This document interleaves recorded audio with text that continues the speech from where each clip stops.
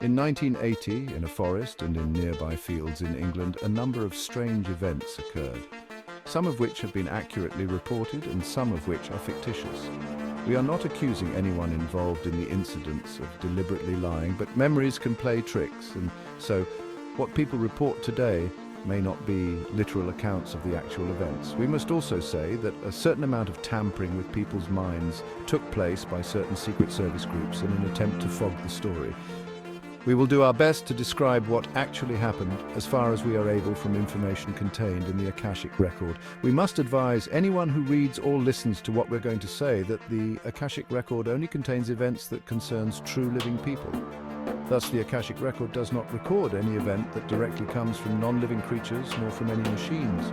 If robotic creatures are involved, the Akashic record would not record their thoughts or actions, except as seen through the eyes of humans.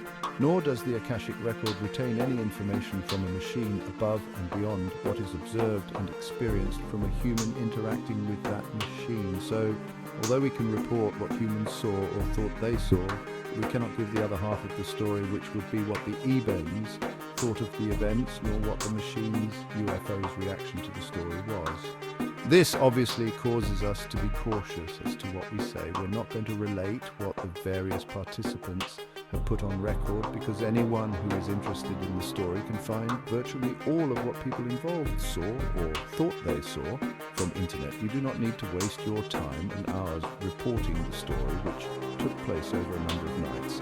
We will assume that you are familiar with the story. Before we begin, we will say, however, that the airbase is housed secretly a large number of atomic weapons, which was not strictly legal in terms of the Anglo-American treaties of the time, so the people in charge of the bases were very keen to keep the truth about the bases away from any prying eyes. We will also say that there were a large number of security personnel on the bases whose major role was to ensure that no information about the atomic missiles leaked to the public. One can imagine that the reaction of the public to the fact that there were enough nuclear weapons stored on the bases to destroy a large portion of England if they were sabotaged and thus exploded would have been less than enthusiastic if the secret was revealed. So, security was paramount in the eyes of those controlling the bases. This is an important part of the story because once it was thought that a UFO was inspecting one of the bases and its weapons, and it was realized that publicity concerning the UFO and subsequent events would inevitably leak out to newspapers, questions would be raised as to why the UFO was concerned with that base. This was a danger because it would be almost inevitable that the truth concerning the large number of atomic bombs stored on the site would come to public attention. The security concerns were many. 1, there were more than the authorized number of bombs on the sites. 2, enemy countries would find this intelligence very interesting. 3, the local population would have been in uproar over the danger, not only of an accidental explosion, but also of radiation leakages which would or could harm people, farm animals, and poison nearby farming land. Thus, we repeat, security was paramount, and so whatever disturbed the security of the area was considered very seriously indeed. We wish also to say that, at that time, the official attitude of both the British and American authorities was that either UFOs did not exist or that they were not a threat to security, despite the fact that at least America had a number of downed craft that they had recuperated from a number of countries, plus a few Ebens, either living or dead, and were actively back-engineering UFOs, sometimes with the help of Ebens. All this was kept strictly secret from the general public and by and large still is. Now, to look at the incidents, we will not mention names, nor will we become too involved with the actual events because, as we said, the story, both in a general and in a personal sense of the personnel involved, is readily available on the internet. We will try to describe if the events happened or not. Obviously, a craft landed in Rendlesham Forest at least once, and obviously an event happened in a nearby field. The question is, what was the provenance of the UFOs and why were they there? This is where the story becomes difficult to unravel because, as we said, the Akashic record does not record anything to do with non-living entities or objects. Ebens are robots and so are not living creatures, but from what we have worked out, the craft that landed was a scout ship. The mothership was in deep space at the time, although it was seen on one occasion. It was seen as a huge, cigar-shaped object. It was an interdimensional craft.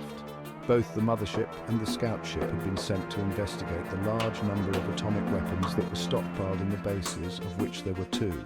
The majority of the weapons were kept in the Woodbridge site. The provenance of the craft were those that we have described as human auric personality bundles. If you don't know to what we refer, please read our book on aliens that we gave you. These aliens, if we can thus refer to them, were and are deeply concerned by man incarnate toying with nuclear matter.